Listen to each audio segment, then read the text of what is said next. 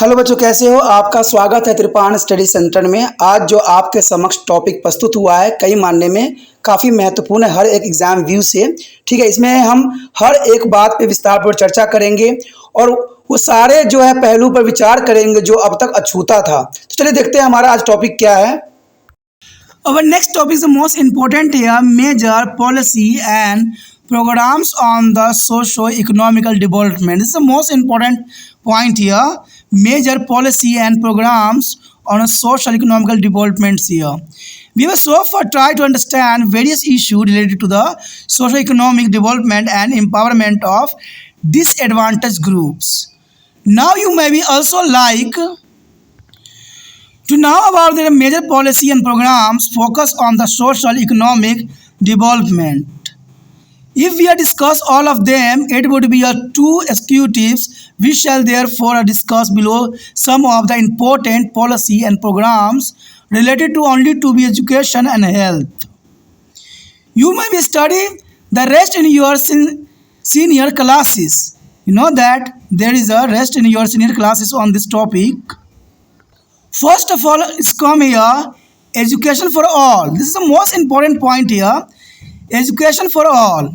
You can very well appreciate that not only India but also the entire international community realize the need for providing education to the all.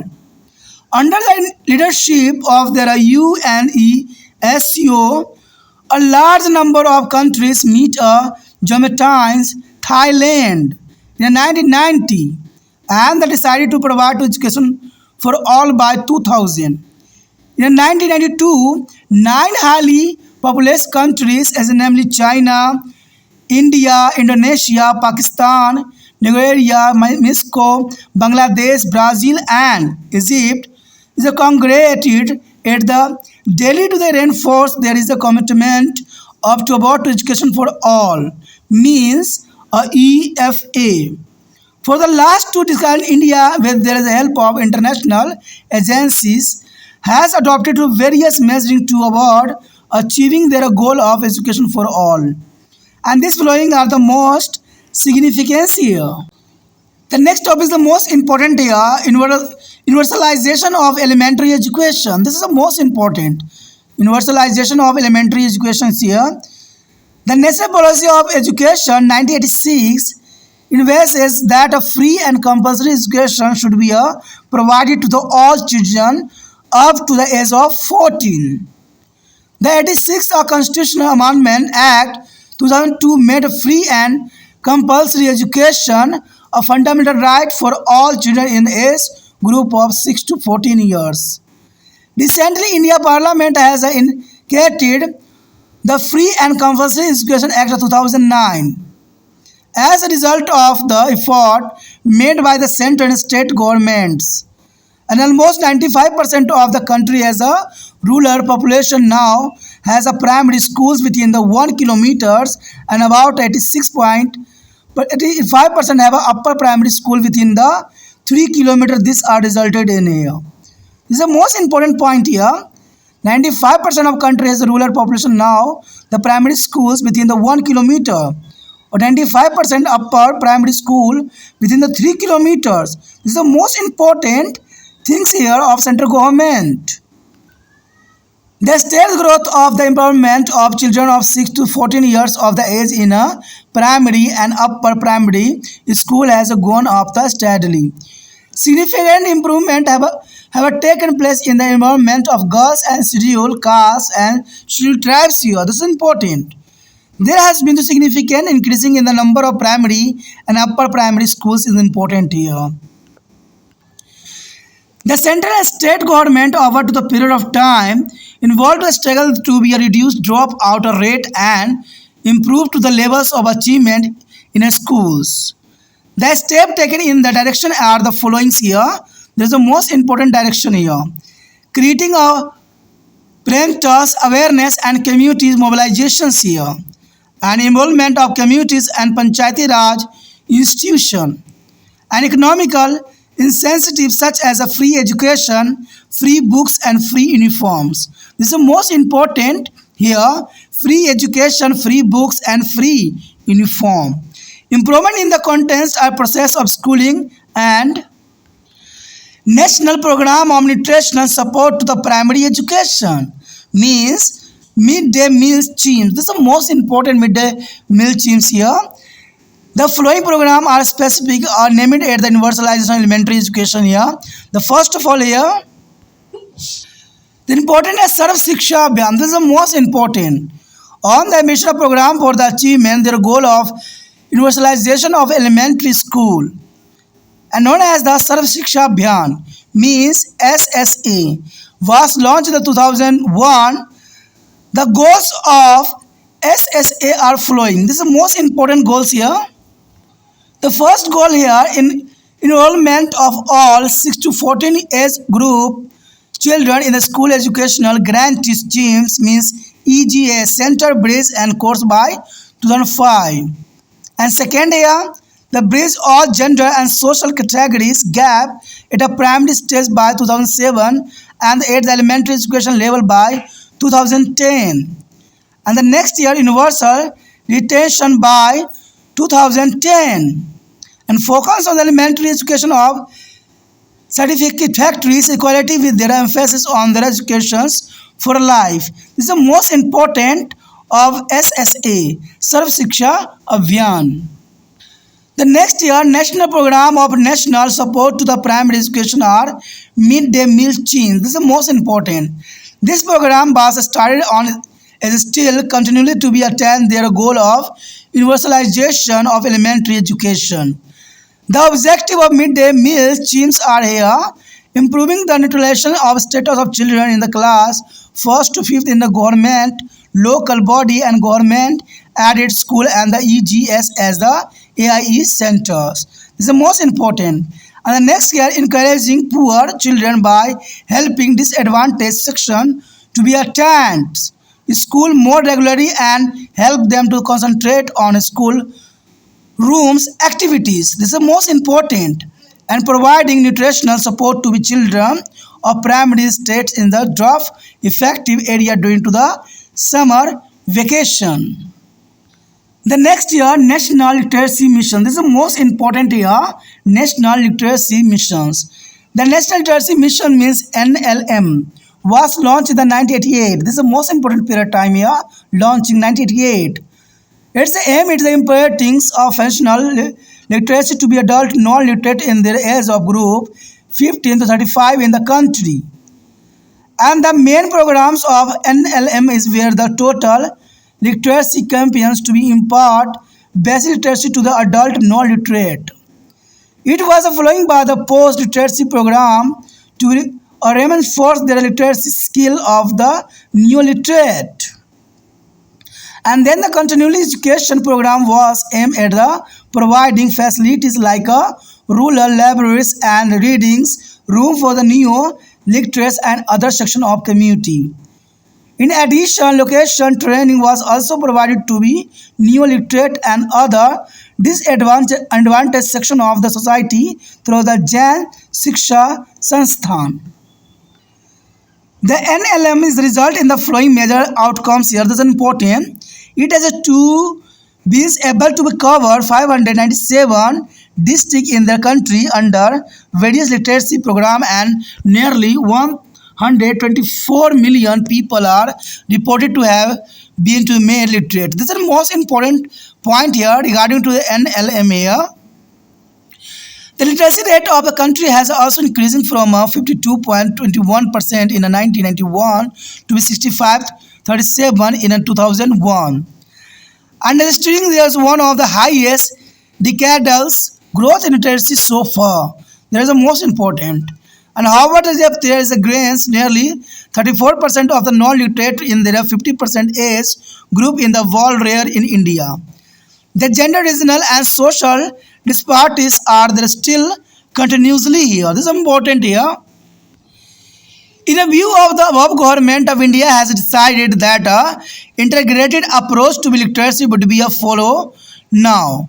Or this means a total literacy campaigns and the post literacy programs here will be now operate under one literacy project. And this approach would be enabled to the encouragements literacy problem to be tracked in a holistic manner. By the treating the impartings of functional literacy as a continuum rather than to the one of the benefit for the literate person. The input of would be a made goals directed literacy campaigns would be continued to be run in those areas where there are large pools of residual literacy. At the same time, for those who have crossed the basic learning phase and programs of consolidations and vocational skill, integrations with the life skill and the such other asset would be a given priority. This is the most important priority here. And the next point is also important here, health for all. This is the most important, health for all. Education for all, but health for all. India was the first country in the world to be launched a comprehensive family planning program in 1951. This is the most important here. India as the first country in the world to launch a comprehensive family planning program in 1951. This was aimed to be enhance individual health and welfare in the country. But there is very few health facility to be serving their poor people living in a remote rural area. The past five declines have witnessed the significant investment in a development network of health centers all over India. This is important here. The developing network of health center all over India. However, though we have not achieved their expected infrastructure of sub-centers, primary health and center and community health center. The government has been trying to provide to the health facilities to all the citizens of India here. So the India has been to making a study to progress in their development in different aspects of health. A lot of progress has to be made to be achieve health for all goal. This is the most important here. The health programs, the health for all by the year 2000. This is the most important period time here. Health for all by the year 2000 was the first incorporated there WHO and UNICEF a meeting at Alma Ata in 1978. As the signatory to his, the government of India is reoriented a priority to the emphasis of primary health care and immunization of family planning and the nutritional support programs. These are the most important programs here. Health care, immunization, family planning and the national nutritional support programs here. The world leader, including India, is committed of himself to be achieved. This is the ambition to the goal by 2000. During 1951 and 2001, the population in India has increasing almost 3 times for 36.10 crore in 1951 to 102.7 crore in 2001. This is the most important here, and therefore the health system at their crossroads with their wide gap between to the demand and supply. And looking at the distribution of medical facility, we find there is a highly unequal distribution and most of the facilities are concentrated around major cities and towns. To reduce this inequality in the distribution, Government of India started on the ambitious is programs known as the National Rural Health Missions, mean NRMHM. There is a National Rural Health Mission. And apart from NRHM, Governments of India has also launched many programs related to health of women and children like Janani Suraksha Yojana, means JSA, Janani Suraksha Yojana, and Balika Samriddhi Yojana, means BSY. These are most important schemes here.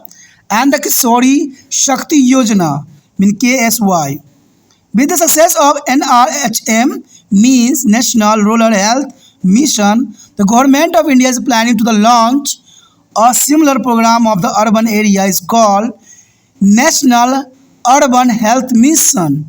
It means to the NUHM, National Urban Health Mission. This is the most important program here. You will see the box, the name of the some major national health program that is began to implement. This is the most important box here. Coming next. On your screen, there is the most important box arrive here. National health programs. There is the central government is recognized here. The first of all here is important national health programs here. National Vector-Borne Disease Control Program. This is the most important program here. National Vector-Borne Disease Control Program means NVBDCP. This is the most important themes. And the next year, National Malaria Control Program. The malaria is the most important here, or National Malaria Control Programs here. And the next year, National Leprosy Eradication Program. This is the most important here. The leprosy is there is a very dangerous for man and women here. And devise the National TB Control Program. TB Control Program, there is the most important themes here. And the next year, National Iodine Deficiency Disorder Control Programs here. This is also important. Iodine Deficiency Disorder Control Program. And the next year, National Mental Health Program. This is the most important. National Mental Health Program. National AIDS Control Program is also important. There is National AIDS Control Program. And the National Cancer Control Program. This is also important for this time. Cancer Control Program. And Universal Immunization Program. This is all important. Universal Immunization Program. And the next year, National Program for Prevention and Control of Defense. Defense, this is the most important. National Program of Prevention of Control of Defense. And pilot programs and prevention and control of diabetes. Diabetes is the most important in this time. This means to the CVD and there are stroke. National Tobacco Control Program is also important here. National Tobacco Control Program. And the next year, National Program for Control of Blindness. देखा जाए तो कहते हैं हमारे समाज में और हमारे सरकार में ऐसी कोई भी चीज़ की कमी नहीं है जो विश्व स्तर पर नहीं है। हमारे पास सब कुछ है लेकिन फिर भी हम अधूरे हैं।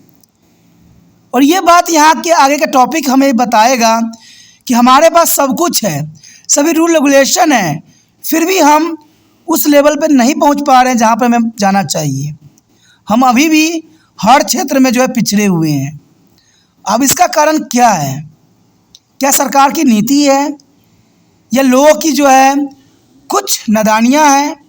आखिर क्या है जो इतने सारे रूल रेगुलेशन होने के पश्चात भी भारत आज पिछड़ा हुआ है?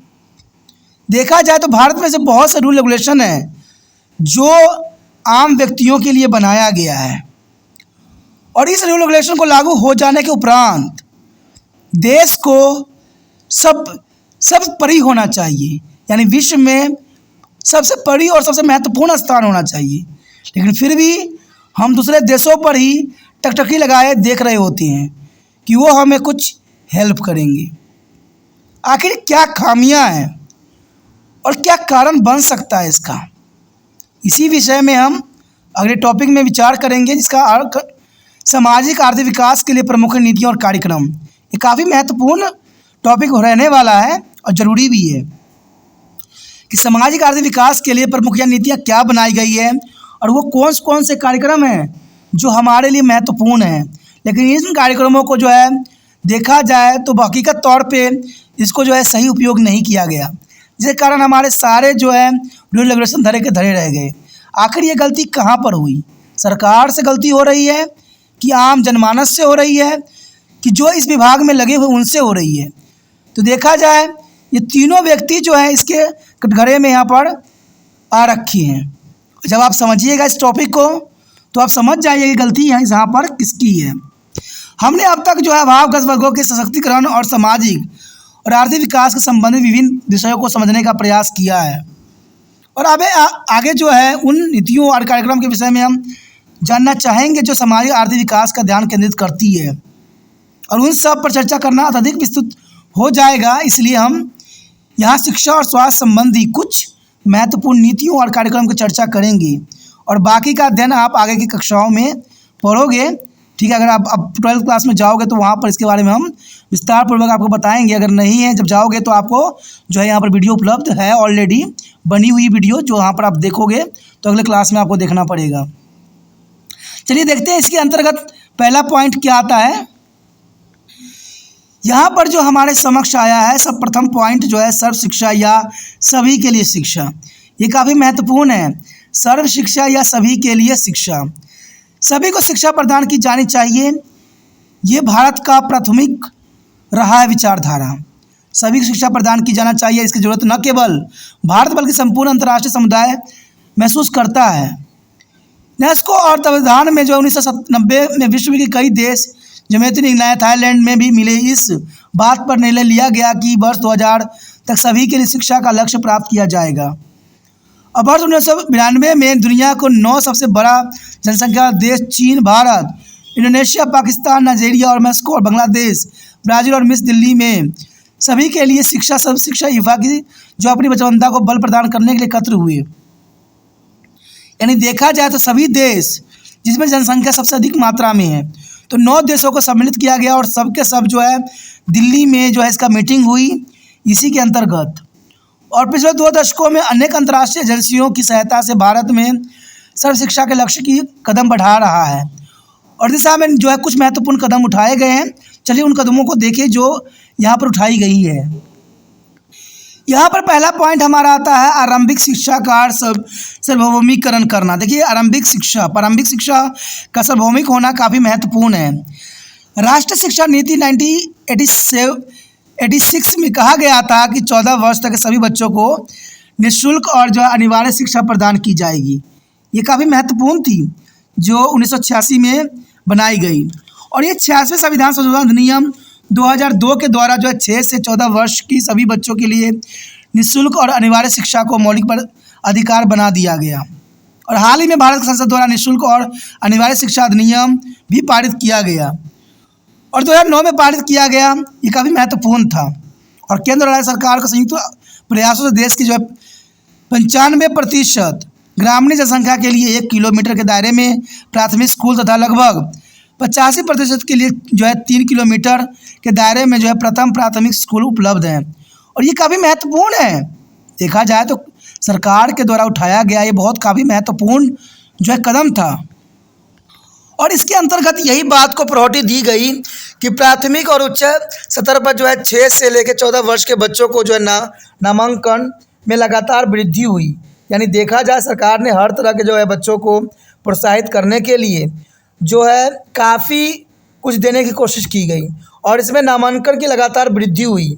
बालिकाओं एवं अनुसूचित जाति और जनजाति के बच्चे स्कूल में जो है पंजीयन नामांकन में महत्वपूर्ण वृद्धि हो गई और देश में प्रथम और उच्च प्राथमिक विद्यालय संख्या में काफ़ी महत्वपूर्ण वृद्धि हुई। देखा जाए तो भारत में स्कूलों की कमी नहीं है, स्कूल बहुत सारे हैं, लेकिन आज कमी है तो एक ही चीज़ की कमी है कि जो शिक्षक हैं वो बच्चों को सही तरह से पढ़ा नहीं रहे हैं। कारण क्या है, उनको भी पता है कि बच्चे फ्री शुल्क में पढ़ रहे हैं, लेकिन उनको ये नहीं पता है कि जो उनकी सैलरी आ रही है वो उन्हीं बच्चों के कारण ही आ रही है।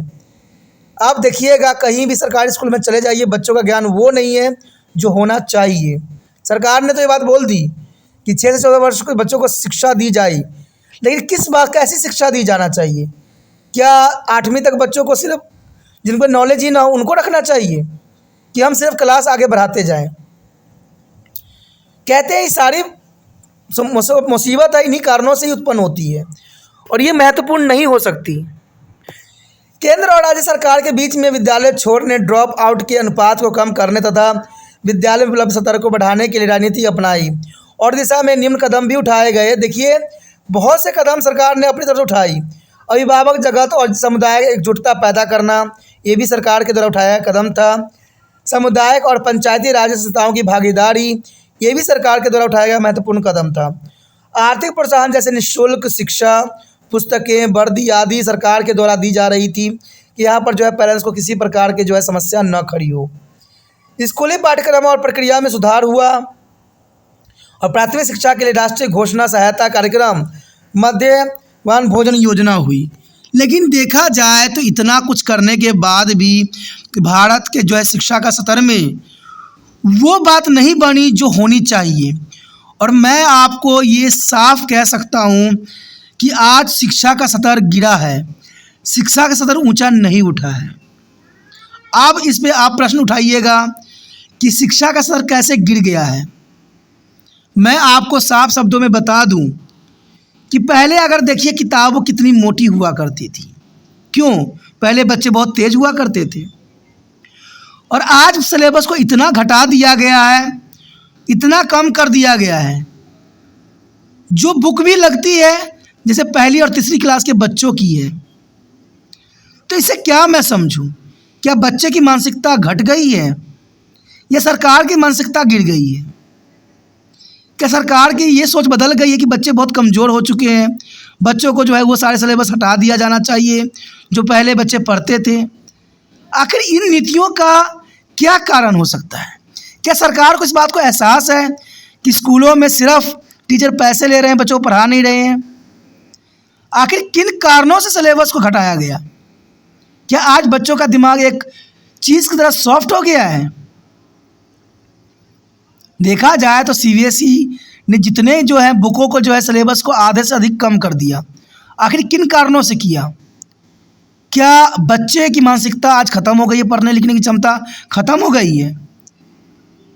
तो सोचिए और विचार कीजिए कि कहीं सरकार ये तो नहीं कर रही कि बच्चों को मध्याह्न भोजन योजना के अंतर्गत सिर्फ खाना खिलाने पे ही लगे रहे, इसी पे बच्चों का ध्यान हो कि कब छुट्टी हो खाना खाने के लिए दौड़े लोग। देखिए, योजना बनाई जाती है, अच्छी है, बट कहते हैं योजना तब सफल होती है जब इसका सार्थकता सिद्ध हो। सभी इंटरनेशनल लेवल पर यह बात कही गई कि बच्चे शिक्षित हों, पढ़े लिखे हों, समझदार हों। लेकिन यहाँ क्या? यहाँ तो बच्चों को पढ़ने तक भी नहीं आ रहा है, लिखने तक तो दूर की बात है, समझना तो दूर की बात है, इनको पढ़ना लिखना ही नहीं आ रहा है और 8th 9th क्लास पास होते चले जा रहे हैं। तो समझिए, विचार कीजिए, आज बड़े बड़े इंस्टीट्यूशन में देखा जाए तो बच्चे एडमिशन करवाते हैं, इंजीनियरिंग में करवा रहे हैं, हर जगह करवा रहे हैं। तो आखिर इतने में एडमिशन करवा रहे हैं तो वो बच्चे जो जिनको लिखने तक भी नहीं आ रहा वो पास कैसे हो रहे हैं? अगर पास होकर निकल भी गए, कोई फील्ड में जा रहे हैं, तो ये क्या? ये तो बड़ा बड़ा जो ये देखिए पुल है वो धराशायी हो रही है, बड़े बड़े बिल्डिंग ख़त्म हो रहे हैं। क्या उसमें क्या खामियाँ हैं जिनके कारण से ऐसा हो रहा है? क्या जो बच्चे पढ़ लिख के आगे जा रहे हैं वो क्या बेकार हैं? और ये क्या, राजनीति तक भी ये बात को सीमित नहीं रखा गया। राजनीतिक में भी तो लालचों का पिटारा आम व्यक्तियों के लिए भरा जा रहा है। क्या राजनीति में लोग जा रहे हैं क्या यही पढ़ लिख के गए हैं कि लोगों को लालच दो और लोगों को देश को बर्बाद करो? तो यहाँ बहुत प्रश्न उठते हैं। अगर देखा जाए शिक्षा का स्तर उच्च है तो आखिर बच्चे शिक्षित क्यों नहीं हो पा रहे हैं? देश में बेरोजगारी, अनपढ़ता, भुखमरी, महंगाई ये सब बढ़ती ही चली जा रही है। आतंकवादी गतिविधियां भी इतनी बढ़ गई है कि आज सोचना पड़ रहा है। और देखा जाए तो प्राकृतिक भी हमें नहीं बख्शा है। आए दिन देखिए इतने रेन हो रही है कि लैंडस्लाइड होते चले जा रहे हैं, भूकंप आ रहे हैं, तरह तरह की जो है आपदाएं आ रही है।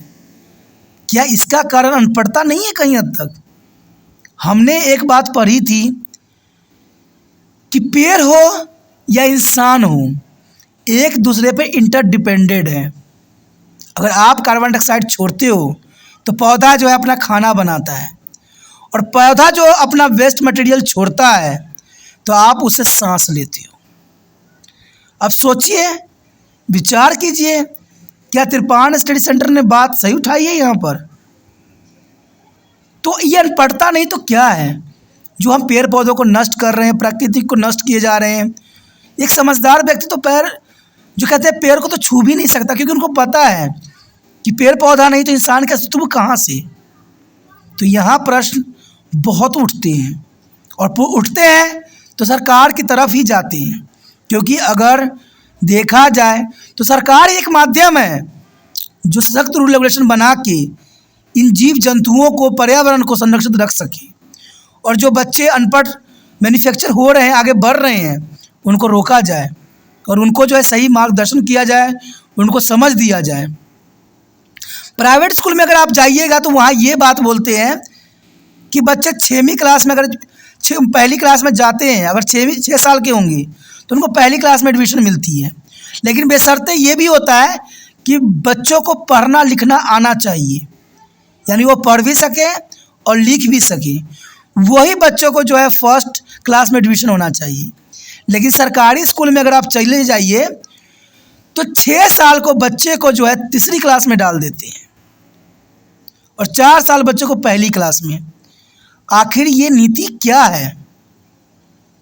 मैंने कई क्षेत्रों में देखी है और मैं खुद भी बच्चों को पढ़ाता हूँ तो मैं हैरान होता हूँ कि बच्चे 6 साल के हैं और उनको तीसरी क्लास में सरकारी स्कूल में डाला गया है, जबकि प्राइवेट स्कूल वाले तो पहली क्लास में 6 साल के बच्चों को ही लेती हैं और यहाँ सरकारी में 6 साल के बच्चों को तीसरी क्लास में, और जिनको मात्राओं का भी ज्ञान न हो, पढ़ने का भी न पता हो। तो सोचिए ये कैसी विडंबना है और ये देश की कैसी शिक्षा नीति है। मुझे तो लगता है इसमें भी एक साजिश है, सरकार को अनपढ़ बनाए रखने की साजिश रच रही है। कारण क्या है? सरकार को अनपढ़ व्यक्तियों से बहुत ही फ़ायदा होता है, क्योंकि जो पढ़े लिखे नहीं होते, समझदार नहीं होते हैं, उनको जो है इलेक्शन में वो बेखूबी प्रयोग कर सकते हैं, कुछ लालच दे देते हैं और फटाक से जो है अपनी तरफ वोट कर लेती हैं। तो मुझे तो लगता है ये साजिश है, ठीक है ना, साजिश है वोट प्राप्त करने के लिए। चलिए छोड़िए ये बातों को, आगे हम टॉपिक को देखें। आगे हमारे समक्ष आया है सर्व शिक्षा अभियान। देखिए काफ़ी महत्वपूर्ण है। कहते हैं आरंभिक शिक्षा के सार्वभौमिक महत्वाकांक्षा योजना को सर्व शिक्षा अभियान के नाम से भी जाना जाता है और इसे 2001 में शुरू किया गया था। सर्व शिक्षा अभियान के निम्न लक्ष्य निर्धारित किए गए थे कि 6 से 14 वर्ष के सभी बच्चों को स्कूल में नामांकन शिक्षा गारंटी योजना के अंतर्गत जो है 2005 तक हेतु पाठ्यक्रम की व्यवस्था किया जाएगा। सभी प्रकार की लैंगिक भेदभाव को प्राथमिक स्तर पर दूर किया जाएगा और वर्ष 2010 तक जो है सार्वभौमिक विद्यालय उपस्थित या ड्रॉप आउट दर समाप्त करना बहुत ही प्राथमिकता दी गई थी। लेकिन देखा जाए तो सर्व शिक्षा अभियान के अंतर्गत वो हम मकाम नहीं हासिल कर सके हैं जो हमें करना चाहिए।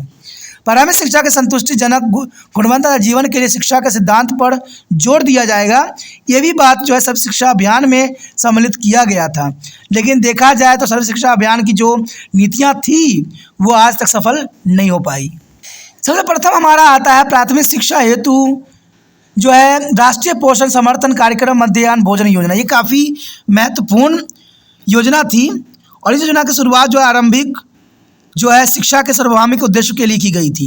यानी देखा जाए तो इस योजना का शुरुआत जो है प्रारंभिक शिक्षा के सार्वभौमिकरण के उद्देश्य से की गई थी और यह अभी तक चल रही है। मध्याह्न भोजन योजना के मुख्य उद्देश्य थे कि सरकारी स्थानीय सरकारी सहायता प्राप्त स्कूल व इस तरह की शिक्षा के अन्य केंद्रों में पहले से लेकर 5वीं कक्षा तक पढ़ने वाले बच्चे की पोषण स्थिति को सुधारना। आपको क्या लगता है यहाँ पर कि अगर हम बच्चों को एक टाइम अच्छे खाना खिला दे तो बच्चे का क्या पोषण सुधर जाएगा? अगर यही बात सरकार अगर ध्यान देती महंगाई को कम कर देने पे, तो क्या बच्चे की पोषण सुधर नहीं सकता था? मैंने एक बात सुना था कि बच्चे का पोषण उसे माँ से प्राप्त होती है। अगर माँ अच्छे भोजन ग्रहण करती है तो बच्चे जो होते हैं पोषित होते हैं। लेकिन मैं यहाँ एक और प्रश्न उठाना चाहता हूँ कि सरकार ने मध्याह्न भोजन योजना तो बनाई, लेकिन इस भोजन का क्या उन्होंने कभी खुद ग्रहण करके देखा कि ये भोजन किस मटेरियल के बनाए जा रहे हैं, किस तरह से बनाए जा रहे हैं? मैंने तो कई जगह न्यूज़ भी सुना था कि मध्याह्न भोजन योजना करते समय कई बच्चों के जो है बेहोश हो गए, कई बच्चे जहरीले भोजन के शिकार हो गए। तो सरकार क्या आंख बंद कर रखी है इन भोजन योजनाओं के अंतर्गत? देखा जाए तो ये नीतियाँ बच्चों को प्रोत्साहित करने के लिए थी, लेकिन सरकार को ये नीतियाँ नहीं अपनानी चाहिए थी। सरकार को नीति ये अपनाना चाहिए था कि जितना हो सके महंगाई को कम करे, कि जो आम गरीबों तक भी अच्छे भोजन पहुंच सके। लेकिन सरकार इन नीतियों का कभी अनुसरण किया नहीं। सरकार ने तो अपनी पीठ थपथपाने के लिए जो है इस तरह की योजनाएं लागू कर दी। चलो योजना लागू की अच्छी बात है, लेकिन कभी इस योजना को जो है कभी मुख मोड़ के देखे कि इस योजना का क्या लाभांतरित बच्चे हो रहे हैं या नहीं हो रहे हैं, कि लाभांतरित सिर्फ आप उन कर्मचारियों के लिए बनाया जो सरकारी विभाग में काम कर रहे थे। देखा जाए तो इसका सबसे बड़ा बेनिफिट हुआ उन लोगों को जो भोजन जो है जिन्होंने प्रोवाइड करवाई। आज उन कंपनियों की जो है अच्छी खासी जो रकम बटोरने में सफल हो गए। आज देखा जाए, कभी खाना खा के आप देखिए बच्चों की, समझ में आएगा कि इसमें पोषण तो कई किलोमीटर दूर है यहाँ पर। और सरकार यहाँ पर कह रही कि बच्चों पोषण की स्थिति को सुधारने के लिए ये कार्यक्रम को चलाया गया। सोचने वाली बात है, विचार करने वाली बात है। यहाँ पर सरकार की नीतियों को जो है बदलने की आवश्यकता है। सरकार जो नीतियाँ बना रही है, कहते हैं तब सशक्त होती है जब सरकार स्वयं इस पर निगरानी रखे। जब सरकार नियम बना देती है और कुछ जो लोग होते हैं लालची लोगों के हाथों में सौंप देते हैं, तो जर्नल सी बात है, इस चीम का धजिया उड़ना एक आम बात हो जाती है। मैं यहाँ पर एक ही बात कहूँगा कि मध्याह्न भोजन योजना अभी तक सफल नहीं हुई है। सरकार की जो नीतियाँ थी वो बिल्कुल इससे विपरीत गई, और भोजन जो प्राप्त होते हैं बच्चों को वो अच्छे किस्म का नहीं होते हैं, बहुत ही घटिया दर्जे के होते हैं। और कभी भोजन अच्छा बनाया भी जाता है, तब बनाया जाता है जब मंत्री जी स्कूल में पधारते हैं, तब उनके लिए स्पेशल भोजन बना के जो है पेश किया जाता है कि बच्चों के लिए हम इसी प्रकार के भोजन बनाते हैं। तो आज वही बात है, आज कोई सही नहीं है, सब गलत ही रास्तों पर चलने के लिए अग्रसर है। आगे हम बात करें अभावग्रस्त वर्गों की सहायता कर इन वर्गों के गरीब बच्चों को स्कूल में शिक्षा ग्रहण करने के लिए प्रोत्साहित करना था, उनके शिक्षा की गतिविधियों पर ध्यान केंद्रित करना, ये बात यहाँ दर्शाई गई। लेकिन मैं यहाँ पर ये भी बात जो है सरकार की असफल मानता हूँ। कारण क्या है? अभावग्रस्त यानी डिसएडवांटेज ग्रुप। डिसएडवांटेज ग्रुप का मतलब होता है, चलिए सरकार ने शिक्षा केंद्र खोले, अच्छी बात है, सरकारी स्कूल भी खोले, अच्छी बात है, प्राइवेट स्कूल में भी सरकार ने कुछ प्रावधान किए हैं आरटीई के रिगार्डिंग, जो है बच्चों को निःशुल्क जो है बच्चों को पढ़ाया जाता है प्राइवेट स्कूल में भी। लेकिन यहाँ भी सरकार ने अपनी नीतियों पर जो है ज़बरदस्त प्रहार किया गरीबों के ऊपर। अब सरकार ने क्या नीतियाँ बना दिया कि अब एडमिशन होगा कंप्यूटराइज, और बच्चों को जो है 1.5 किलोमीटर के दायरे का ही लिया जाएगा प्राइवेट स्कूल में, बाकी सभी बच्चे सरकारी स्कूल में पढ़ेंगे। अगर मान लीजिए कोई गरीब एरिया सरकारी प्राइवेट स्कूल से अगर 5 किलोमीटर दूर हो, 3 किलोमीटर दूर हो, तो क्या इस नीतियों पर खरा उतरा जा सकता है? आप कहोगे कदाचित नहीं। और ये नीतियाँ कई क्षेत्रों में, कई राज्यों में अपनाई गई। क्या सरकार ने इस बात पर एनालाइज किया कि कंप्यूटर में अगर हम 1.5 किलोमीटर ऐड कर रहे हैं तो कंप्यूटर जर्नल सी बात है 1.5 किलोमीटर ही शो करेगा। और आज क्या लगता है आपको, सभी लोग ईमानदार की पुतली बने हुए हैं? क्या आधार कार्ड फर्जी नहीं बना सकते हो? क्या वो इनकम सर्टिफिकेट फर्जी नहीं बना सकते? दोस्तों, आज इस दुनिया में सब कुछ फर्जी बनाया जा सकती है। तो देखिए सरकार की नीतियाँ किस प्रकार आज दम तोड़ रही है। और आम गरीब बंदों को जो इक्का दुक्का बच्चा गलती से प्राइवेट स्कूल में सिलेक्शन हो जाती थी, अच्छा शिक्षा, अच्छा माहौल मिल जाता था, अब वो भी नहीं मिलने वाला है। अब तो जो भी होगा, अब अपने स्कूल, अपने क्षेत्र के दायरे में जाइए, स्कूल में एडमिशन करवाइए और बच्चों को मूर्ख बनाइए। ये नीति अब बनने लग गई है। मैं एक और प्रश्न उठाता हूँ यहाँ पर, अगर सरकारी स्कूल की पढ़ाई इतनी अच्छी है, इतनी सुलभ है, तो इतने मंत्री सके बच्चे जो होते हैं वो प्राइवेट स्कूल में क्यों पढ़ते हैं? जितने भी मंत्री देख लीजिए, आज तक उठा के किताब कलम देख लीजिए, एक भी मंत्री के बच्चा जो होगा सरकारी स्कूल में नहीं पढ़ता है। सब के सब प्राइवेट स्कूल में पढ़ेंगे या सब के सब विदेश में जाके पढ़ेंगे। आखिर विदेश में जाकर क्यों पढ़ते? क्या भारत की शिक्षा नीति सही नहीं है? और ये सरकार सबके देखिए शिक्षा की नीति को ऐसे बखान करते हैं कि हम तो शिक्षा में इतने सुधार कर दिए, इतने सुधार कर दिए कि अगला जो सरकारी स्कूल में बच्चे का एडमिशन होगा उन्हीं के बच्चे को एडमिशन होने वाला है। भाषण में तो ऐसे ऐसे शब्द बोलते हैं ना, मन चकरा जाता है और दिल घबरा जाता है कि कितना सुधार इन्होंने कर दिया। लेकिन अगर आप जाके देखोगे ज़मीनी हकीकत, तो सब कुछ बदला हुआ नज़र आएगा। मैं बच्चों को पढ़ाता हूँ, मुझे पता है, मुझे एहसास है कि आम गरीब बच्चों को वही बच्चा अच्छा पढ़ रहा है जिसके माता पिता सशक्त हैं, चाहे वो प्राइवेट स्कूल में हो या सरकारी स्कूल में हो। जो माता पिता अपने बच्चों को घर पे पढ़ा रहे हैं उन्हीं का बच्चा अच्छा बन रहा है, स्कूल और से और या कोई भी स्कूल से बच्चे नहीं बन रहे हैं, क्योंकि सरकार की नीतियाँ यहाँ पर सख्त नहीं हैं, रूल रेगुलेशन सही नहीं है। और मुझे इस बात का सदैव अफसोस रहेगा कि हम 21वीं शताब्दी में आ चुके हैं, लेकिन फिर भी हमारी नीतियाँ वही है एक पद प्राप्त करने की। सरकार को इसमें सोचने की आवश्यकता है कि जब मैं अपने बच्चों को सरकारी स्कूल से किलोमीटर दूर रखता हूँ तो आम गरीब के बच्चे सरकारी स्कूल में क्यों पढ़ेंगे, और जब सरकारी स्कूल में वो पढ़ेंगे तो उनके लिए व्यवस्था क्यों नहीं होगी अच्छी।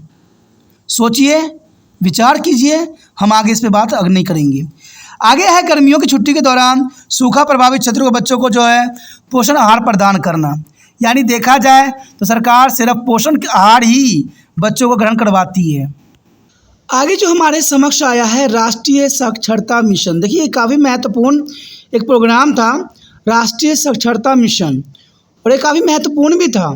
राष्ट्रीय साक्षरता मिशन की शुरुआत जो है 1988 में हुई थी, और इसका उद्देश्य जो था 15 से 35 वर्ष के जो है अनपढ़ लोगों को जो है काम चलाऊ साक्षरता प्रदान करना। और ये कई क्षेत्रों में जो है स्टार्टिंग दौर में चलाई गई, लेकिन देखा जाए तो अब के समय जो है ये बिल्कुल ठप हो गई है।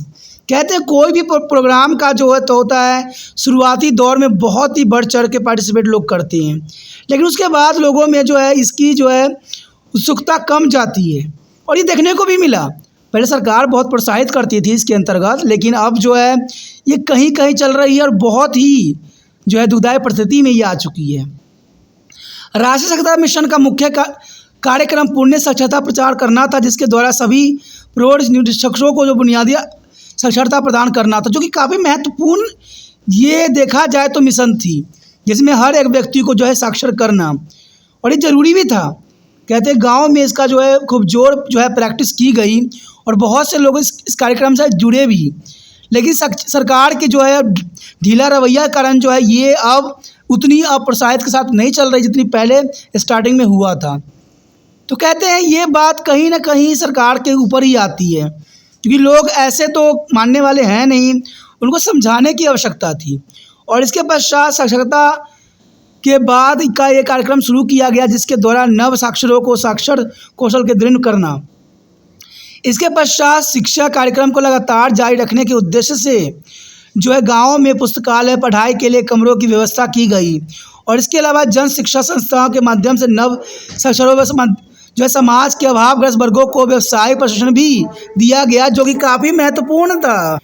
और आगे जो हम इसके बात करेंगे इसके राष्ट्रीय साक्षरता मिशन के प्रमुख के परिणाम, कि राष्ट्रीय साक्षरता मिशन का क्या परिणाम आया। अब देखिए, यहाँ परिणाम जो होगा सुखद ही होगी, लेकिन वास्तविकता तौर पे ये सच्चाई नहीं रहती है। लेकिन फिर भी हम देखते हैं कि इसका प्रमुख परिणाम क्या क्या आए और इसका क्या जो है लोगों पर असर पड़ा।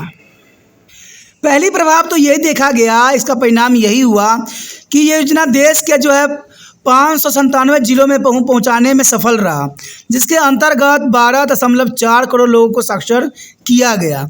लेकिन ये बात जो यहाँ पर लिखी गई है साक्षर किया गया, ये कहीं हद तक झूठी बात है।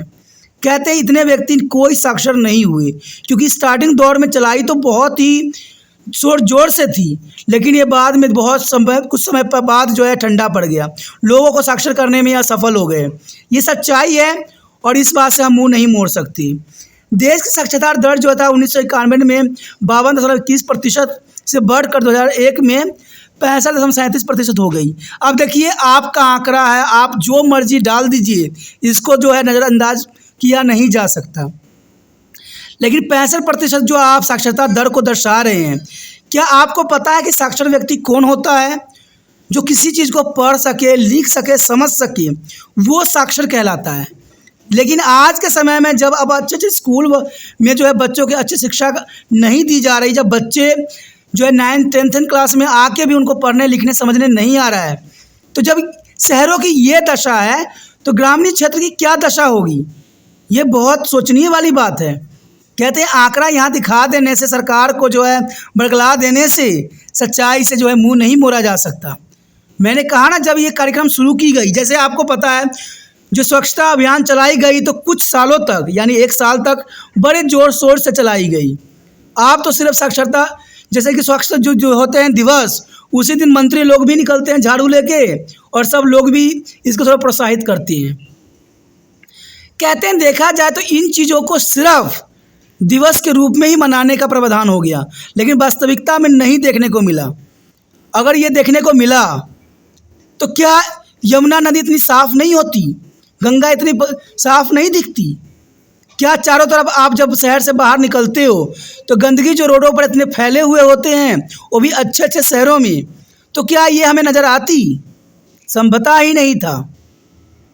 तो ये सिर्फ कार्यक्रम बनाई गई, लेकिन सख्ती नहीं अपनाया गया। कहते हैं जहाँ कूड़ा लोग फेंक देते हैं वहाँ पर एक पोस्टर लगा देते हैं 500 रुपया जुर्माना, लेकिन फिर भी वहाँ पर ही लोग आकर फेंक देते हैं। कहते हैं लिख देने से नहीं होता है, उस पर सख्ती बरतने की आवश्यकता है, और जब तक सख्ती नहीं बरती जाएगी तब तक लोग समझदार नहीं बन सकते हैं। और हमारे देश का जो है विश्व के सतह पर रिप्रेजेंट जो होगा वो तो आप समझ ही सकते हो किस प्रकार होगा, क्योंकि देश की जो है कोई भी चीज़ का जो है दुनिया के सामने प्रस्तुत करना है तो यही सब चीज़ें महत्वपूर्ण होती है। कहते हैं अगर जैसा आप पहला अट्रैक्शन दोगे वैसा ही लास्ट अट्रैक्शन होती है, तो ये काफ़ी महत्वपूर्ण है। तो यहाँ पर साक्षरता दर के अंतर का जो बात बताई गई, कहीं हद तक सारी बातें झूठ है, और इस बात को मैं मानता हूँ और आप भी मानते ही होंगे, क्योंकि इसमें दो राय नहीं है। साक्षरता दर भारत में अभी भी बहुत ही कम है ज़मीनी हकीकत के अंतर्गत। बच्चे बेशक ही आज क्लास उन्होंने बहुत बड़े बड़े में डाल दिया है, लेकिन उनकी जो नॉलेज होनी चाहिए वो नॉलेज उनके पास नहीं है। मैं तो हैरान होता हूँ जब मैं ऐसी परिस्थिति को जो है फेस करता हूँ। यह जब तक किसी देश दशक में दर्ज की गई सर्वश्रेष्ठ वृद्धि थी, लेकिन देखा जाए तो ये सबसे महत्वपूर्ण जो है वृद्धि दर दिखाया गया। कहते हैं ऐसे बहुत सी घटनाएँ हैं। कुछ समय पहले एक व्यक्ति का राज होता था रेल पे, जहाँ पर उन्होंने बहुत ही तरक्की दिखाया और लोग भी हैरान हो गए। यहाँ तक कि अमेरिका ने भी उस व्यक्ति को बुलाया और वहाँ पर जो है अपनी मैनेजमेंट की जो है लोगों को पढ़ाने की बात कही, लेकिन जब उसकी सरकार वहाँ से हटी तब पता चला कि जो है हमारा रेलवे कितनी जो है कर्ज में डूबी हुई है। तो देखा जाए तो ये हमारे लिए कई उदाहरण हैं जो देश को सिर्फ ये लोग बेहतर दिखाने की कोशिश करते हैं कागजी कार्रवाई में, लेकिन ज़मीनी हकीकत दूर दूर तक नज़र नहीं आती। कोई राज्य ये कहता है कि हमारे राज्य में भ्रष्टाचार है ही नहीं, हम तो जो भी भ्रष्टाचार करते हैं मोबाइल में रिकॉर्ड करके हम उस पर एक्शन लेते हैं। लेकिन जब लोगों के मुंह से सुनता हूँ कि लोगों ने मुझसे ये घूस लिया, इतना पैसा मांग किया, इतना किया, फिर मुझे तरस आती है। फिर मैं पूछता हूँ कि आपका मोबाइल क्यों नहीं था, आप मोबाइल क्यों नहीं बना के मंत्री लोगों के पास भेज दिए? तो वो कहता भाई पहले ही उन्होंने मोबाइल निकलवा लिया था। तो देखिए अब कैसी दुर्दशा लोगों की है हो रखी है। आप तो जितना उस समय पहले कम करप्शन में लिया करते थे, आप तो उससे भी 4 गुना ले रहे हैं। तो इसका मतलब क्या हुआ? ये लोग खुद ही प्रोत्साहित कर रहे हैं करप्शन करने के लिए। तो ये बहुत दुखदायक परिस्थिति है दोस्तों। कहते हैं जो चीज़ होती है वो चीज़ दिखती नहीं है, और जो दिखती है वो होती नहीं है। इसलिए समझदार बनने में ही फ़ायदा है। उन उपलब्धियों के बावजूद आज भी विश्व में जो है 15 वर्ष से अधिक आयु के कुल निरक्षरों में जो है 34% भारत में ही है। अब यहाँ 34% दर्शाया गया कि भारत में साक्षरता दर कमी है, लेकिन मैं कहूँगा कि यहाँ 50 से भी बहुत ही कम है, क्योंकि जो जर्नलिस्ट ही है, जो मैंने कहा ना, जो ज़मीन की हकीकत है, आप उससे मुंह नहीं मोड़ सकते। साक्षरता के संबंधित क्षेत्रीय लैंगिक और सामाजिक विषमताएँ अभी भी व्याप्त है। तो समाज में जर्नल सी बात है, लैंगिक जो भेदभाव है आज भी समाज में देखने को पूरी मिलती है। उपरोक्त तथ्यों के जो है मद्देनजर से भारत सरकार ने निर्णय लिया है कि साक्षरता के लिए अब जो है समेकित एकीकृत उपगमा अपनाया जाएगा। सरकार हमेशा अच्छे प्रयत्न करती है, बट इसको जो है कुछ समय तक ही लागू रहती है और उसके पश्चात ये जो है पूरी तरह से लागू नहीं हो पाती है। और इसका अर्थ यह है कि संपूर्ण साक्षरता अभियान और पोस्ट साक्षरता कार्यक्रम दोनों ही अब साक्षरता योजना के अंतर्गत चलाए जाएंगे। आप बेशक योजनाएं चलाइए, लेकिन योजना चलाने का सार्थकता को सिद्ध कीजिए। जो रूल कहता है साक्षर व्यक्ति उन्हें कहते हैं जो पढ़ लिख समझ सके, ऐसे करिए। सिर्फ कागजी बातों पर ध्यान ना दीजिए, क्योंकि कागजी बातें सब झूठी होती है। आज स्कूल में, कॉलेजों में इतनी नकल की प्रावधान है कि लोग अनपढ़ से अनपढ़ इंजीनियर बन रहे हैं, और कहते हैं अनपढ़ से अनपढ़ लोग जो है बड़े बड़े अफसर, डॉक्टर सब बन रहे हैं। अगर ऐसा नहीं होता तो आज कहीं भी चले जाइए हॉस्पिटल में, वहाँ पर व्यक्ति जो है दवाई नेट से रिसर्च करके दे रहे हैं। तो इसका क्या मतलब हुआ? इंजीनियर के बनाया हुआ बड़े बड़े महल जो होते हैं 2 सेकंड में जो है मिट्टी में मिल जाते हैं। तो आखिर क्यों? क्या उनको समझ नहीं थी कि किस प्रकार बनाना चाहिए? आए दिन आपने देखा होगा, कभी रेलवे पुल गिर जाती है, कभी जो है बड़े बड़े ब्रिज गिर जाती है। तो आखिर इसका कारण क्या हो सकता है? क्या जब ये लोग बना रहे होते हैं तो क्या उन सारे मुसीबतों को सामने न रख के नहीं बनाते हैं कि जो इसके साथ हो सकता है? लेते हैं और मटेरियल लगा देते हैं। तो ये काफ़ी महत्वपूर्ण है। कहते हैं अगर इंजीनियर सच्चा होता है तो वो हर बात को देखता है, प्रेजेंट भी देखता है, फ्यूचर भी देखता है, पास्ट भी देखता है, और तब जाके कोई चीज़ को निर्माण अधीन करता है। लेकिन आज के समय में आप देख लीजिएगा, सरकार की तरफ से अगर 1 लाख रुपया इसको बनाने के लिए दी गई है तो मुश्किल से जो है हज़ारों में ये रुपया लगाती हैं, बाकी सब जो है लोगों में आपस में बट जाती हैं। तो ये सारे करप्शन के कारण है। भारत में जितनी भी मुसीबत आती है सबका कारण करप्शन कहीं ना कहीं है। अब कहीं देखिए बरसात में पानी भर जाता है, तो इसका कारण क्या हो सकता है? क्या उसमें पाइप नहीं लगवाई? उन्होंने दूरदर्शिता नहीं दिखाई। जब उनको पता था कि इतने छोटे पाइप में पहले भी पानी भर जाती थी तो थोड़ा बड़ा पाइप लगा लेते, लेकिन वो लोग जो है पारदर्शिता नहीं दिखाते हैं। तो यही बात है, साक्षरता का इनको समझ नहीं है। ये ना तो आगे का सोचते हैं ना पीछे का सोचते हैं, सिर्फ अपना काम जो है करके दिखा देते हैं। कई रोड को देखिए, 2 दिन पहले बनाई गई थी और थोड़ा सा बरसात हुआ सारे रोड ही गायब हो गया। आखिर क्यों? क्योंकि इसमें सिर्फ रिश्वतखोरी नज़र आ रही थी। कार्यात्मक साक्षरता प्रदान करना एवं सतत चलने वाली प्रक्रिया बनाना, न कि कभी चालू और कभी बंद होने वाली गतिविधियाँ। कहते हैं ये बहुत ही दुखदायक परिस्थिति होती है दोस्तों कि चालू और कभी बंद प्रक्रिया नहीं होनी चाहिए। इसके साथ ही जिनमें साक्षरता का बुनियादी स्तर पार कर लिया है उसको एक दृढ़ीकरण, व्यावसायिक कौशल एवं जीवन शैली के कृत शिक्षा के आयामों में सर्वश्रेष्ठ प्राथमिकता देना चाहिए। तो ये काफ़ी महत्वपूर्ण बात है कि बुनियादी स्तर पर जो है इनको काफ़ी दृढ़ बनाने की कोशिश करना चाहिए। इनके जीवन कौशल को जो है काफ़ी अच्छा से अच्छा बनाने की प्राथमिकता देना चाहिए, जो कि काफ़ी महत्वपूर्ण है। कहते हैं सिर्फ आप कभी चालू कर दो कोई भी प्रक्रिया को, कभी बंद कर दो, तो इससे जो है व्यक्ति साक्षर नहीं हो सकता है। आपका मिशन तो बन चुका है, लेकिन आपने जो कार्य करना था वो कुछ भी आपने नहीं किया। उसके पश्चात हमारे समक्ष आता है सभी के लिए स्वास्थ्य। ये काफ़ी महत्वपूर्ण बात है और सभी के लिए स्वास्थ्य के प्रावधान होना जरूरी भी है। भारत दुनिया का पहला देश था जिसने 1951 में व्यापक परिवार नियोजन कार्यक्रम शुरू किया। अब देखिए, परिवार नियोजन कार्यक्रम शुरू किया गया, भारत प्रथम देश था जो 1951 में। क्या ये परिवार नियोजन कार्यक्रम जो है कारगर सिद्ध हुआ? तो आपका डायरेक्ट आंसर होगा नहीं, ये कारगर सिद्ध नहीं हुआ और परिवार नियोजन कार्यक्रम जो है ख़त्म हो गया। यह कार्यक्रम व्यक्तिगत स्वास्थ्य में वृद्धि एवं देश के कल्याण में उद्देश्य से शुरू किया गया था, लेकिन उस समय दूर दराज में ग्रामीण क्षेत्र में स्वास्थ्य सेवाएं बहुत कम थी, जिसे कुछ दशकों में पूरे भारत में स्वास्थ्य सेवाओं का नेटवर्क बढ़ाने के लिए भारी निवेश किया गया। यद्यपि हमने प्राथमिक स्वास्थ्य केंद्र और सामुदायिक स्वास्थ्य केंद्र का अपेक्षा के अनुरूप ढांचा तैयार नहीं किया, पर सरकार अभी भी स्वास्थ्य सुविधाएं प्रदान करने के लिए प्रयास कर रही है। अब देखिए, जब ये वर्ड सुनता हूँ ना, प्रयास कर रही है, तो मुझे बड़ी अफसोस होती है कि ये लोग कब तक जो है प्रयास करते ही रहेंगे। कोई इतना अपने आप को विकसित जो है लोगों के सामने प्रस्तुत करता है कि हमारे तो इतने स्वास्थ्य सुविधाएं इतनी विकसित हैं कि जिसका कोई भी ठिकाना नहीं है, लेकिन देखा जाए तो उन्हीं क्षेत्र के लोग अधिक बीमार पड़ रहे होते हैं। तो कहते हैं सिर्फ बोलने से नहीं होता है, कागजी कार्रवाई करने से नहीं होता है, उसको ज़मीनी हकीकत पर उतार के देखना होता है। हालांकि भारत ने स्वास्थ्य के विभिन्न पहलुओं के विकास में नियमित प्रगति की है, लेकिन अभी के लिए स्वास्थ्य लक्ष्य को प्राप्त करने के लिए भी काफ़ी कुछ किया जाना बाकी है।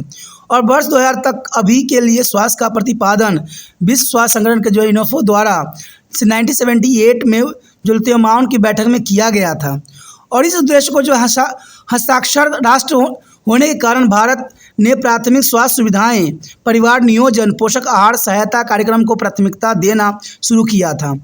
मैं देखिए एक बात साफ शब्दों में कहता हूँ, अगर इन चीज़ों से अगर छुटकारा पाना है तो 2 ही कार्यक्रम बहुत ही महत्वपूर्ण हैं। एक जो है लोगों में शिक्षा का स्तर जो है ऊंचा होना चाहिए, और दूसरा जो है जो महंगाई है उस पर कंट्रोल करना चाहिए। अगर शिक्षा का स्तर ऊंचा रहेगा तो स्वास्थ्य सुविधाएं, परिवार नियोजन, पोषण आहार सहायक सब के सब जो है सार्थक सिद्ध हो जाएंगे।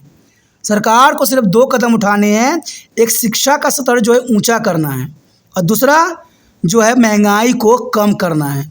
अगर ये दोनों कर देते हैं तो जर्नल सी बात है हमारा देश सबसे आगे हो जाएगा। और ये मुझे पता है कभी भी नहीं किया जाएगा। क्यों? कारण क्या है? क्योंकि सरकार को जो है अगले इलेक्शन की तैयारी जो करना है तो ये कार्यक्रम को क्यों करें। भारत से विश्व के नेताओं ने इस लक्ष्य को वर्ष 2000 तक प्राप्त करने के प्रयास किए थे। सिर्फ प्रयास किया गया, हकीकत में ये साबित नहीं हो सका। 1951 से 2001 के बीच भारत की जनसंख्या में लगभग 3 गुना वृद्धि हुई है और 1951 में जो है 36.10 करोड़ से 2001 में देखा जाए तो 102 से 70 करोड़ तक पहुंच गई है। यानी देखा जाए तो जनसंख्या की एक बहुत बड़ी जो है सुनामी आ रही है और इसके कारण स्वास्थ्य व्यवस्था चरमरा सी गई है। क्योंकि सरकार ने जो परिवार नियोजन कार्यक्रम चलाई थी वो सफल थी। कहते हैं सभी कार्यक्रम बनाई गई लेकिन सारे के सारे कार्यक्रम धरा का धरा रह गया। मुझे नहीं लगा कि कोई कार्यक्रम जो है सफल हुआ हो और इन क्षेत्रों में मांग और पूर्ति में भारी अंतर पैदा हो गया। यदि हम देश में चिकित्सा सेवाओं के वितरण पर गौर करें तो हम देखेंगे कि उसमें अधिकतम असमानताएं ही नज़र आ रहा है।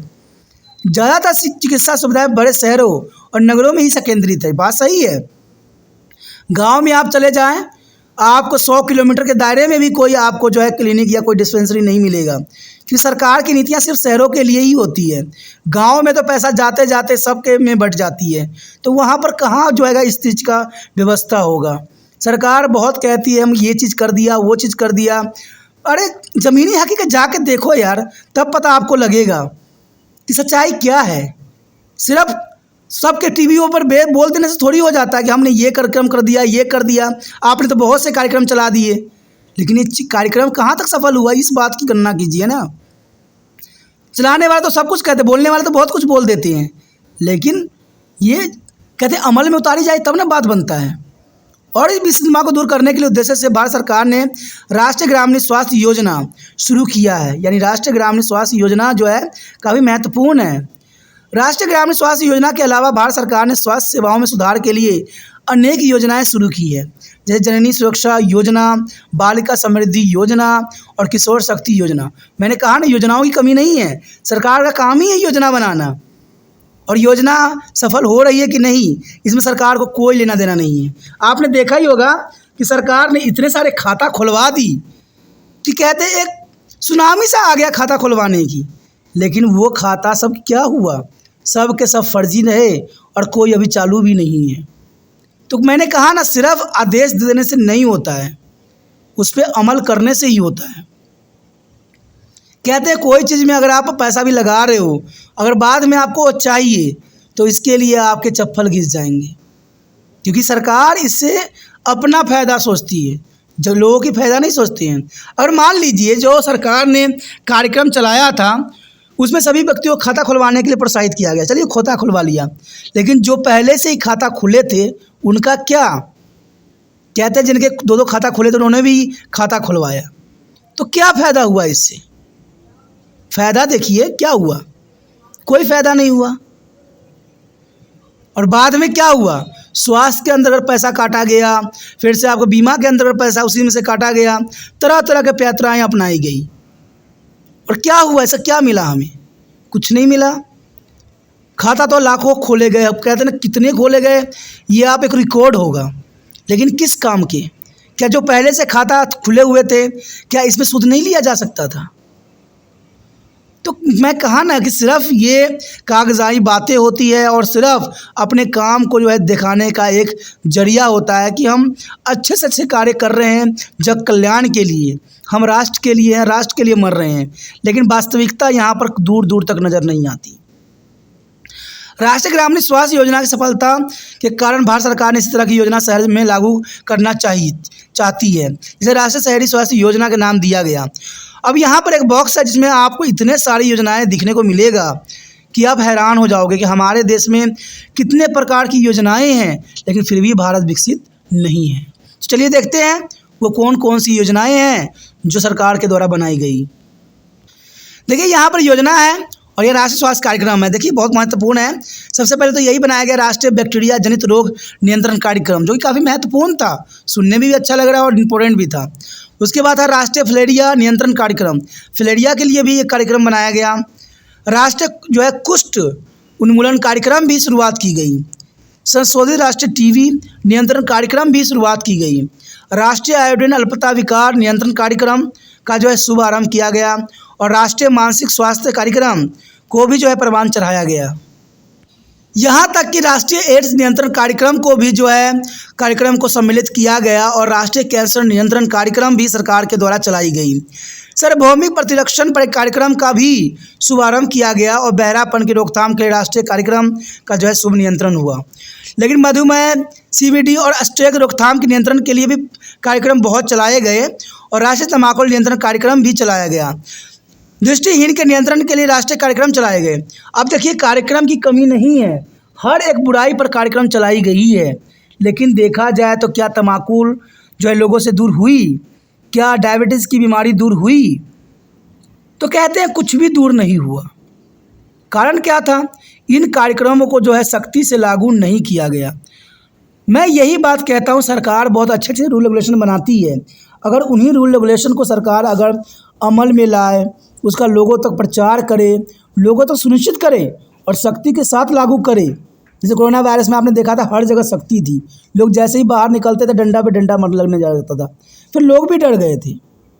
लेकिन आज सिर्फ कार्यक्रम बना दिया जाता है और इसमें अमल नहीं की जाती। ये बहुत ही दुर्भाग्यपूर्ण बात है और मुझे तो यही लगता है कि सरकार को भाई अपनी इलेक्शन की टेंशन होती है, क्योंकि अगला इलेक्शन भी उनको जीतना होता है। अगर लोगों पे सख्ती डालेंगे तो लोग जो है उनको नकार देंगे, जनरल सी बात है। शायद इसीलिए जो है वो कुछ नहीं करती हैं। जैसे आप लोग भी जितना मैंने कहा था कि जितना हो सके इस वीडियो को फैलाइए, क्योंकि कहते हैं ना, आप स्वयं समझ लीजिएगा अगर दूसरे बच्चे तक नहीं पहुंचेगा तो तिरपान सिटी सेंटर का प्रयास जो है असफल रह जाएगा। मैं तो एक ही बात जानता हूँ और समझता भी हूँ कि कहते हैं ना, अच्छी बात कहीं से भी आपको मिले उसको ग्रहण कर लेना चाहिए। पढ़ाई के अंतर्गत, समझ के अंतर्गत जो बातें इंपॉर्टेंट हैं वो सदैव इम्पोर्टेंट ही रहेगा और जो गलत बात है उसको कभी भी अनुसरण नहीं कीजिए। मैं ये नहीं कहता हूँ कि मैं ही बेस्ट हूँ, दुनिया में लाखों करोड़ों लोग जो है बेस्ट हैं और अच्छे से अच्छे कर रहे हैं। सबको देखना चाहिए, समझना चाहिए, लेकिन जो बेस्ट है वो बेस्ट ही रहता है हमेशा। ठीक है, अगर आपको अच्छी बात लगता है, समझ में आता है, तो जाके आप क्या कीजिए, उसको शेयर कीजिए। नहीं आता तो मत कीजिए, क्योंकि कहते हैं ना, जो चीज़ अच्छा है ही नहीं तो शेयर करके क्या फ़ायदा। मैं सच्चाई बोलता हूँ, चाहे इसको जो मर्जी हो। मुझे इससे कोई उम्मीद नहीं रहता क्या हो रहा है क्या नहीं हो रहा है। मुझे तो आपसे उम्मीद रहता है कि आप इसको थोड़ा प्रयास करोगे तो ये दूसरे बच्चे तक भी पहुँचेगा और क्या पता इस बात को उनको समझ में आ जाए। तो दोस्तों इसी के साथ हमारा टॉपिक भी ये ख़त्म हो जाता है, जो कि भाई काफ़ी महत्वपूर्ण था। अगला चैप्टर और भी महत्वपूर्ण है, तो आप बने रहे तिरपान सिटी सेंटर के साथ और जितना हो सके लाइक शेयर सब्सक्राइब जरूर कीजिए।